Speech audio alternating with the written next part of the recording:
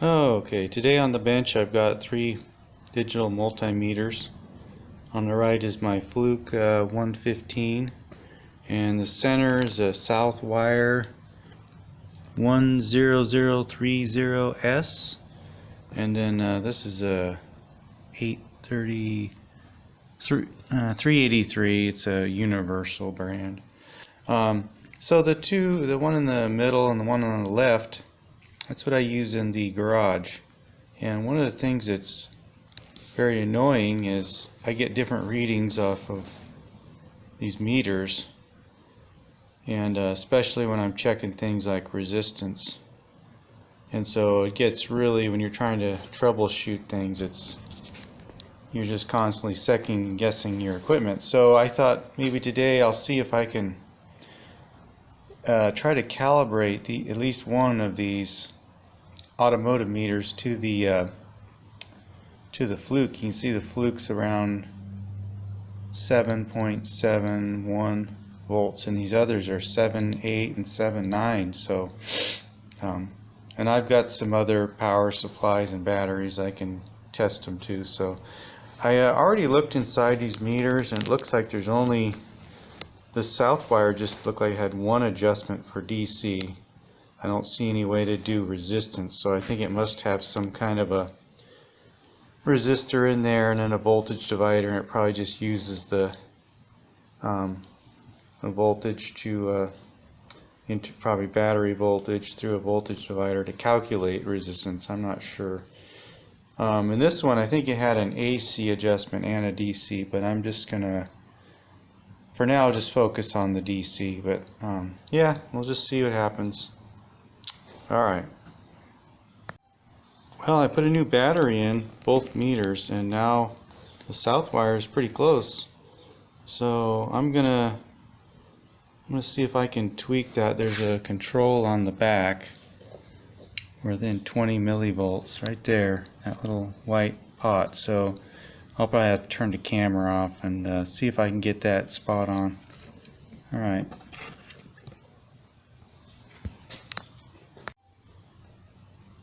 Well, that was pretty easy. It didn't take much. Barely turned it, and now they're spot on. So so now I'm gonna maybe set up the resistance test, or I'm probably gonna check the current. That's where yeah, see how they are on current. But I guess the main thing is to get the voltage spot on for what I need to do.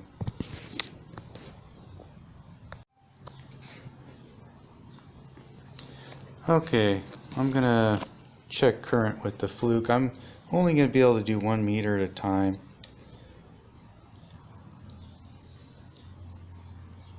We'll just kind of see what it's doing. 222 milliamps. 23. Okay.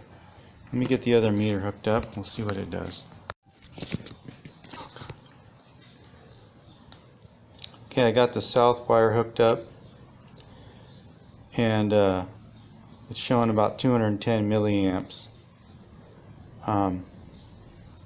So the Fluke has more resolution, which is good in the laboratory, but out here in the automotive world, that's close enough. I'm going to try putting this down on the 200 milliamp scale. I don't know if 200 is max, so let's just see what happens. Okay, it doesn't give it any more resolution, just showing 2.1. I was hoping it would show the 213. This kind of be maxed out here. Yeah, I didn't do anything. It's the same. Okay. Anyway, that's pretty impressive. So now I'm going to put the back cover on, and we'll check resistance. Okay, I measured this resistor with the Fluke, and I was getting 10.3 ohms, and it's showing 10. It fluctuates a little bit. I've seen it go up to 10.1, 10.2. But yeah, that's pretty close. So I'm pretty happy with the little Southwire. I thought it was a lot farther off than it was. So I might test some other voltages and just see what we get, do some comparisons. Okay, we're checking some more voltages. So I got my die-hard jump pack, and look at that, 12.46 on the Fluke, 12.47 on the south wire, and then the jump pack showing 12.5. So it's showing a lot higher than it is. Alright, so I think the south wire is done. I don't know if I'm going to mess with that other meter. And we'll see. Let's see what it does. Maybe what I'll do now is just, I don't know, maybe I'll just see if it's the same as the south wire, because it's pretty well calibrated close enough. Alright. Okay, you can see that the universal meter's reading quite high, 12.64. So yeah, I'm going to see if I can pull the back cover off and we'll get this thing working. Alright, give me a second. Okay, I got the covers off the universal. So I found out why the current meter doesn't work, because both the fuses are blown, 2 amp and a 10 amp, and I don't have a replacement right now, so that's easy to fix. And so the adjustment, well, it's right there. I'm going to have to find a tool. Give me a second. I'll get my alignment tool. Stand by. Okay, I finally got it. It took me forever. Hold on.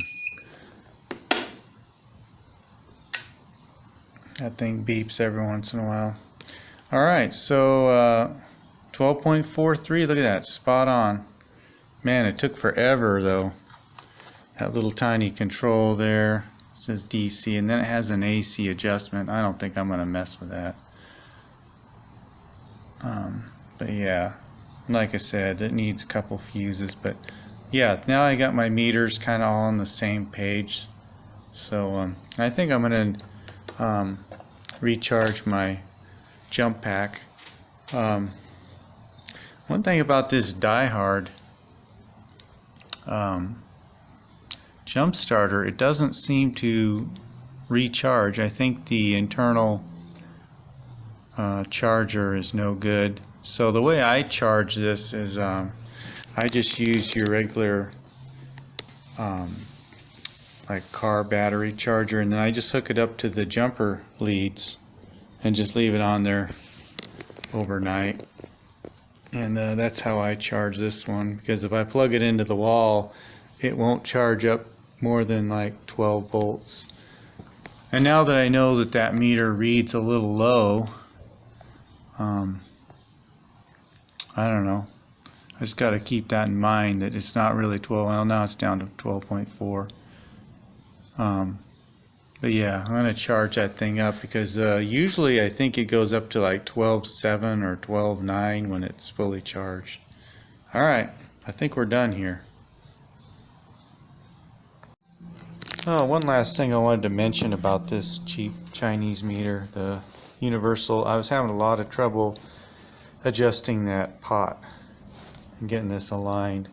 And I thought I had a can of electronic parts cleaner out here. Oh, guess what? I just found the can I was looking for. I couldn't find this thing. Anyway, that's what I was looking for. But I couldn't find that because it's such a mess around here. But I had a can of mass airflow sensor cleaner, and I figured that would be safe, so I sprayed that on that pot. Because what was happening was, when I was trying to adjust it, I would turn and turn. It wouldn't, wasn't making much change, and it would just jump. You know, it would go up to 13.8. I was trying to get, 12.45 or whatever it was. And I turned it back, nothing, and it dropped down to 12.05. And I just kept going back and forth, and so finally I sprayed that that cleaner in there, and that seemed to do the trick. So it might have just been a little crusty in there. So, if you're trying to do something like this at home, just a little FYI, maybe pick up some electronic cleaner, something that's not going to hurt anything. The best thing to use would be, oh, I forget what it's called. The stuff they use for like the stereo cleaner, fader cleaner. I can't think of the name off the top of my head. Anyway, you know what I'm talking about. Okay, I got the south wire and the universal hooked up to the old worn out 12-volt battery. And you see the one on the left is flickering, and the south wire is right on 6.5. So these are very close. So I feel like I can grab either meter and have some confidence that they're going to be, you know, the same. I got another worn out battery here. I think this one has a couple volts, maybe. I'll get this thing hooked up. Hold on. Okay, another worn out battery. When I hooked it up, it was showing 2 volts, and now it's dropping, and both meters are tracking, look at that, perfectly. So yeah, pretty happy. Let's see if the other one drops. There it is, 186. Yeah, that's great. Okay, so yeah, no more guessing game. I feel confident when it's, you know, close to what the Fluke is doing, because it's pretty accurate and a lot more expensive. So yeah, the thing I like about the south wire, I think it's my favorite out here in the shop. It's got a nice backlight, and I just like the size of it. You know, when I get underneath the hood of a car, or if you're under a dash, you know, this thing's so big and bulky. It's bigger than the Fluke. See the size comparison? But this thing is so small, and with the nice backlight and everything. This one does not have a backlight. But I brought this one out because I was kind of questioning this one, and then they were just, oh, I didn't know which one to trust. So now I've got, you know, 2 meters that read the same, so I'm pretty happy. Okay, and I think that's enough for today. I'm going to get that battery on the charger and call it a day. Yeah, I'm charging my die-hard jump starter. Got my little Napa 6 amp. You can see it's flashing pretty fast. That means it's approaching full charge, so I'll probably leave it on a couple hours. And the meter says, I don't know if you can read that, it's pretty bright. 13.6 is what I'm seeing. Jumping around to 13.9, 14. And keep in mind, it looks like that thing reads a little low. Would we say it was about 50 millivolts low? So 13.6 would be like 13.1. Anyway, so that's how I charge it, because I'm gonna have to take this thing apart. I think I'm gonna buy another trickle charger, because the internal charger is not doing the job. It seems to only charge up to like, I could only get it to go up to like 11.99 volts or something, so it's just no good. And the air compressor in there quit working on it, so I got to get into that thing. Now I put a new battery in this when I bought it. That's why I have these dead batteries laying around. I buy these jumpers cheap, you know, and then I just buy a brand new battery. So I got brand new battery. I got two jump starters, but I want to get the compressor working in that. So I'm pretty sure I can fix it, because I've got some other 12-volt little compressors that I could steal parts from.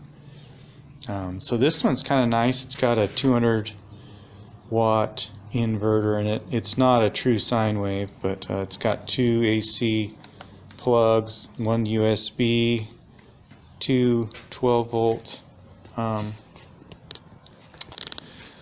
cigarette lighter type deals, and yeah, it's all right.